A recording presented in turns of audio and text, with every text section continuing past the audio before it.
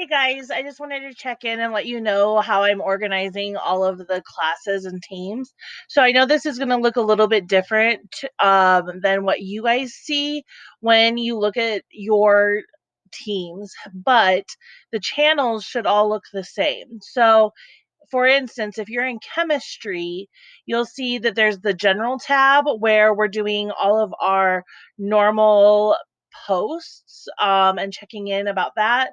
Then we have the week one share out, which is where you'll do your empirical and molecular formula problems, and you'll share that and get those and have kind of a discussion.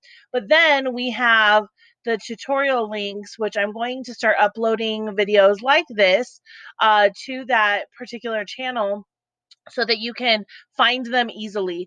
I don't anticipate that there should be many, if any, posts from anyone but me in this channel so that people can easily find tutorials. And so let's try to keep that one a little cleaned up. And then same for the Zoom meeting invites. So in order to be able to reach you guys and talk to you and be able to help you, I have scheduled the various Zoom meetings every week, and they will maintain the same every week, the same time every week. So for chemistry, there are two specific chemistry ones on Tuesdays and Thursdays, and those are linked right here. So the Tuesday ones are going to be from 1 p.m. to 2 p.m. every Tuesday. So these are optional. You do not have to sign in, but if you have questions and you want me to work through something with you, I am more than happy to do that. And then the Thursday ones are going to be from 9 a.m. to 10 a.m. For chemistry. But then I have some general ones as well for all students to log on to. On Mondays and Fridays, they'll be at 10 a.m. and on Wednesdays, they'll be at 2 p.m.